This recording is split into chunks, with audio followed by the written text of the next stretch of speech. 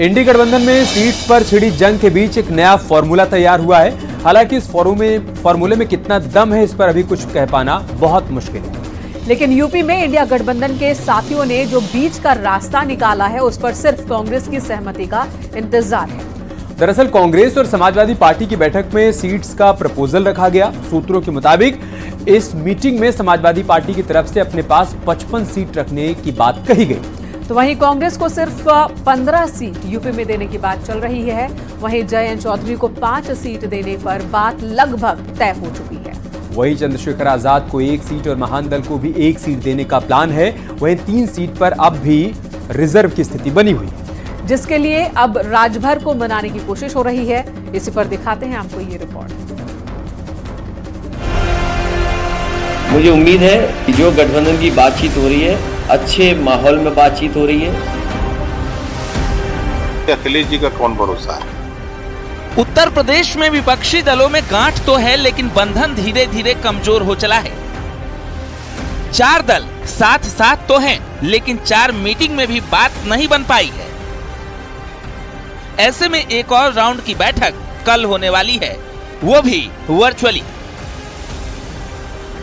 जिसमें अखिलेश यादव कांग्रेस के सामने सीटों की बात रखेंगे और पूछेंगे उनका फॉर्मूला कबूल है तो ठीक, नहीं तो फिर मध्य प्रदेश की तरह राम राम। मुझे उम्मीद है कि जो गठबंधन की बातचीत हो रही है, वो अच्छे माहौल में बातचीत हो रही है और उसका बहुत जल्दी आपको पता लग जाएगा। अखिलेश यादव का मानना है कि कांग्रेस के साथ उनकी सार्थक चर्चा हो रही है। जो कभी कांग्रेस को सिर्फ 2 सीटों पर समेटना चाहते थे, उनके लिए अब सीटों की संख्या बढ़ा दी गई है। लेकिन राष्ट्रीय पार्टी होने के नाते क्या कांग्रेस समाजवादी पार्टी की हां में हां मिला सकेगी? वो भी तब जब मध्य प्रदेश में उसे उसी समाजवादी पार्टी से मुंह की खानी पड़ी।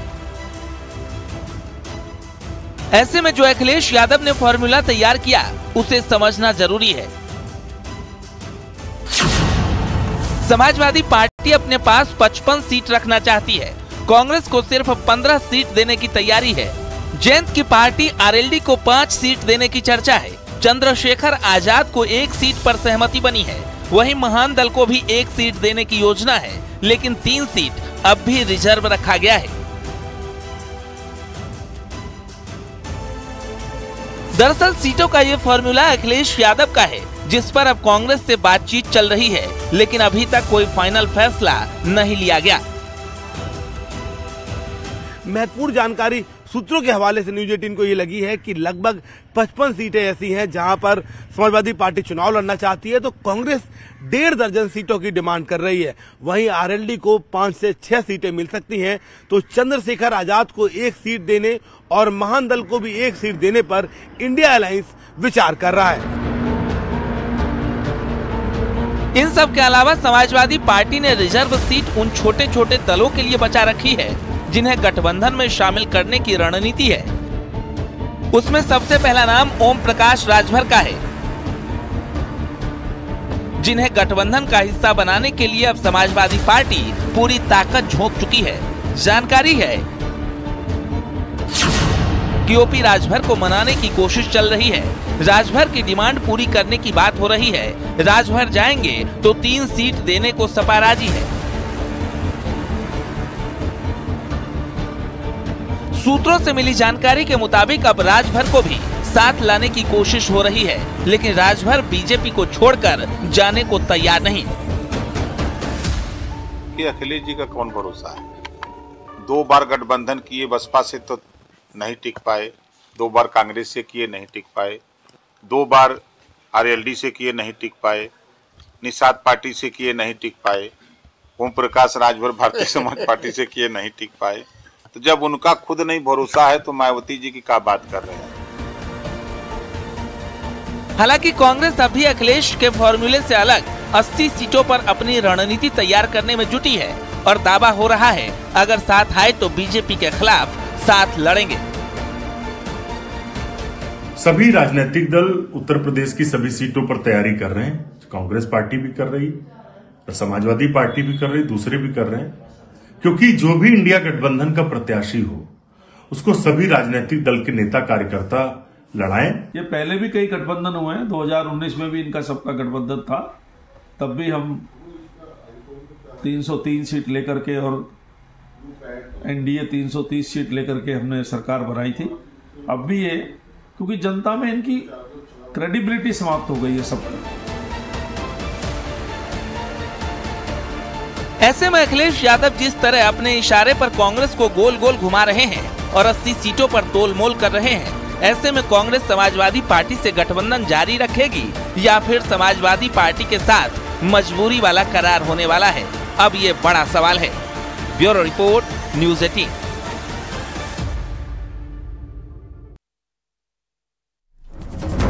इधर दक्षिण भारत की सियासत में बीजेपी का राम दर्शन अभियान रामबाण साबित होने वाला है। बीजेपी की कोशिश 130 सीट वाले उन 6 राज्यों के राम भक्तों को अयोध्या दर्शन कराने की है, जिससे उत्तर भारत की संस्कृति को दक्षिण भारत की संस्कृति से जोड़ा जा सके और इसका लाभ उन सीट्स पर भी उठाया जा सके जहां पर 2019 के लोकसभा चुनाव में हार का सामना करना पड़ा था।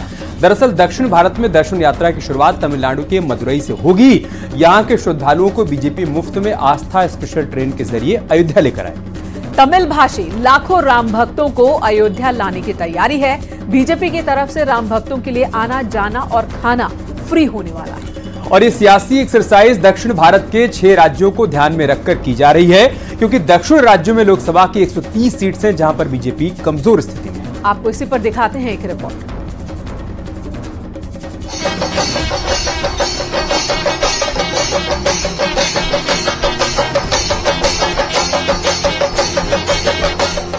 तेलंगाना में कांग्रेस की सरकार बनने के बाद उत्तर और दक्षिण की सियासत जोर पकड़ चुकी है। कांग्रेस के बड़े बड़े नेता अब उत्तर से दूर दक्षिण प्रवास पर हैं। चाहे राहुल गांधी हो या सोनिया गांधी, सबकी कोशिश दक्षिण की सियासी आंधी पर है। ऐसे में अब बीजेपी भी दक्षिणी राज्यों में पैठ बनाने निकल चुकी है, वो भी उस मुद्दे के साथ जिसकी गूंज देश ही नहीं बल्कि दुनिया में है। 2014 से विजय रथ पर सवार बीजेपी ने विपक्ष के कई किले ध्वस्त कर दिए। विपक्ष के उन गढ़ को भी तहस नहस कर दिया जहां कभी परिवार का बोलबाला था। तो अब राम रथ से विजय पथ की ओर अग्रसर बीजेपी दक्षिण का सियासी द्वार भेदने की रणनीति पर आगे बढ़ रही है। कि दक्षिण भारत के, चाहे वो आंध्र प्रदेश हो, केरल हो, तमाम ऐसे राज्य हैं जिनके तमाम भक्तजन आएंगे राम दर्शन यात्रा के लिए आस्था स्पेशल ट्रेनों से, और उसके लिए भारतीय जनता पार्टी के उत्तर प्रदेश में कार्यकर्ता पूरी तरीके से जुटे हुए हैं। यही वो वजह है कि भारतीय जनता पार्टी दक्षिण के राज्यों के सियासी द्वार को राम दर्शन यात्रा के माध्यम से भेदने में जुट गई है। बीजेपी राम दर्शन यात्रा से दक्षिण की ओर कूच कर रही है, जिसकी शुरुआत मंदिरों के शहर मदुरई से होगी। यहां से अयोध्या के लिए देशव्यापी यात्रा की शुरुआत होने जा रही है। बीजेपी आस्था स्पेशल ट्रेनों से तमिल भाषी 25,000 राम भक्तों का पहला जत्था अयोध्या लाएगी। यही नहीं, आंध्र प्रदेश, कर्नाटक, तेलंगाना, केरल और पुडुचेरी से लाखों श्रद्धालु राम नगरी अयोध्या आएंगे। दरअसल बीजेपी ने राम दर्शन यात्रा का प्लान लोकसभा चुनाव के लिए सधी हुई रणनीति के तहत बनाया है। बीजेपी का फोकस दक्षिण भारत के 6 राज्यों पर है। दक्षिण के राज्यों में लोकसभा की 130 सीटें हैं। सिर्फ कर्नाटक में बीजेपी की स्थिति मजबूत है। 2019 में कर्नाटक में 28 में 25 सीटों पर जीत मिली थी। तेलंगाना में 17 में सिर्फ 4 सीटें मिल पाई थी। तमिलनाडु, आंध्र प्रदेश, केरल में एक भी सीट नहीं मिली। अब बीजेपी कर्नाटक और तेलंगाना के साथ इन 3 राज्यों में भी बेहतर प्रदर्शन की उम्मीद लगाए है। पार्टी के केंद्रीय नेतृत्व का मानना है कि राम दर्शन यात्रा इसका प्रमुख माध्यम बनेगी। आज देश नहीं पूरी दुनिया राममय हो गई है और सब लोग अयोध्या की तरफ बढ़ चले हैं भगवान प्रभु श्री राम का दर्शन करने। अब सरकार की प्रतिबद्धता है कि जितने सुंदर संसाधनों का प्रयोग हो सके, वो चाहे बस की सुविधा हो, ट्रेन की सुविधा हो, एयर कनेक्टिविटी की सुविधा हो, वो सब कुछ करने के लिए सरकार प्रतिबद्ध है। जो योजना बनाई है भारतीय जनता पार्टी ने वो यही है कि इसका असर दूर तक जाए। केवल राम जन्मभूमि आंदोलन या राम जन्मभूमि मंदिर का मुद्दा केवल उत्तर भारत तक सीमित न रह जाए बल्कि दक्षिण तक जाए और वहाँ पर अपना असर दिखाए। नए और भव्य राम मंदिर में रामलला के दर्शन के माध्यम से पार्टी ने राज्यों के लाखों मतदाताओं तक अपनी सीधी पहुंच बनाना चाहती है। इसमें हर वर्ग के लोग शामिल होंगे, जिनके आने जाने, ठहरने और खाने का पूरा खर्च बीजेपी उठाएगी।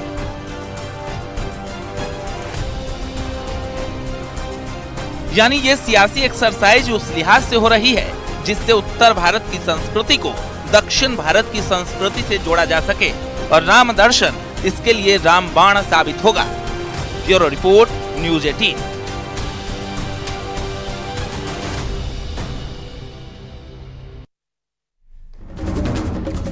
प्रधानमंत्री मोदी इन दिनों राम पथ से विकास पथ पर अटल है। प्रधानमंत्री का मन भले ही अयोध्या में हो, लेकिन देश भर में वो विकास का रोड मैप तैयार कर रहे हैं, जिसकी तस्वीर आज मुंबई से देखने को मिली है, जहां उन्होंने अटल सेतु का उद्घाटन किया और विकास का संदेश देश के कोने कोने तक पहुंचाया।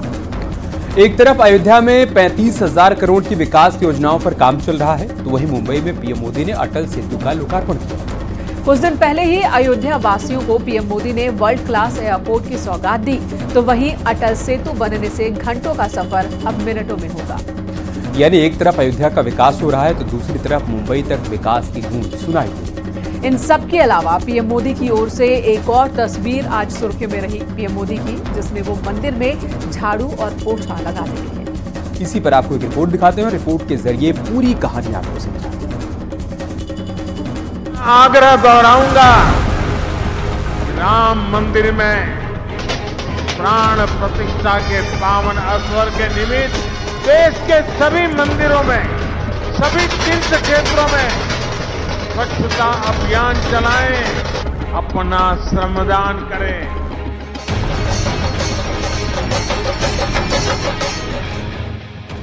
विकास पथ से राम पथ तक मोदी का अभियान निरंतर जारी है। इस दौरान वो राम मंदिर के साथ ही विकास का भी संदेश दे रहे हैं।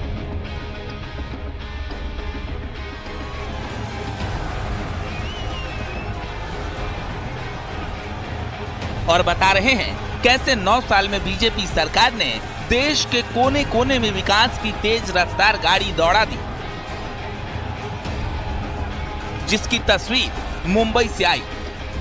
यहां उन्होंने भारत के सबसे लंबे समुद्री पुल का उद्घाटन किया, लेकिन उससे पहले वो नासिक के कालाराम मंदिर से देश के करोड़ों राम भक्तों को संदेश देने पहुंचे।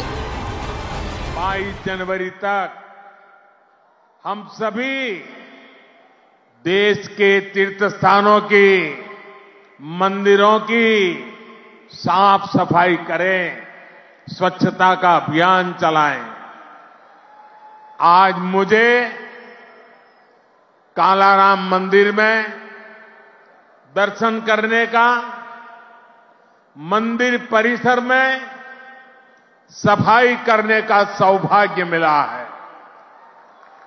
सभी राम भक्तों को, देश भर के राम भक्तों को, उत्तर प्रदेश के विशेष करके राम भक्तों को मेरा हाथ जोड़ करके प्रणाम के साथ प्रार्थना है, मेरा आग्रह है कि 22 जनवरी को एक बार विधि पूर्वक कार्यक्रम हो जाने के बाद 23 तारीख के बाद अपनी सुविधा के अनुसार वो अयोध्या आए।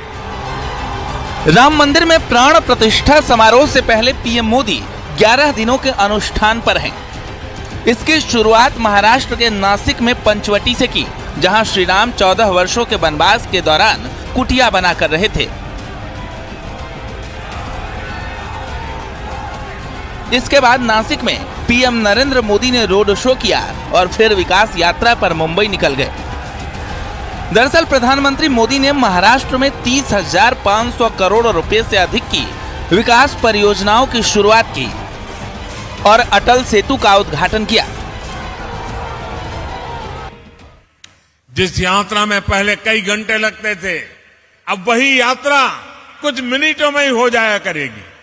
इससे नवी मुंबई के साथ साथ पुणे और गोवा भी मुंबई के और पास आ जाएंगे। इस ब्रिज को बनाने में जापान ने जो सहयोग किया है, उसके लिए मैं जापान सरकार की विशेष रूप से आभारी हूं। मैं आज अपने प्रिय मित्र स्वर्गीय शिंजो आबे को जरूर याद करूंगा। इस ब्रिज के निर्माण को जल्द से जल्द पूरा करने का संकल्प हम दोनों ने मिलकर लिया था। पीएम मोदी ने दिसंबर 2016 में इस पुल की आधारशिला रखी थी, जो भारत का सबसे लंबा पुल और भारत का सबसे लंबा समुद्री पुल भी है। अटल सेतु लगभग 21.8 किलोमीटर लंबा है और 6 लेन वाला पुल है, जिसकी लंबाई समुद्र के ऊपर लगभग 16.5 किलोमीटर और जमीन पर लगभग 5.5 किलोमीटर है। 2 घंटे की दूरी अब 20 मिनट में तय हो सकेगी। इसे करीब 18,000 करोड़ रुपए की लागत से बनाया गया है।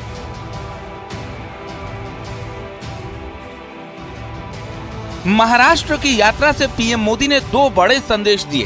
पहला संदेश ये कि बीजेपी सरकार आस्था का सम्मान करना जानती है, जिसकी तस्वीर अयोध्या में दिख रही है, और दूसरा संदेश ये कि बीजेपी विकास पथ पर भी आगे बढ़ रही है, जिसकी गवाही मुंबई का अटल ब्रिज दे रहा है। Bureau report.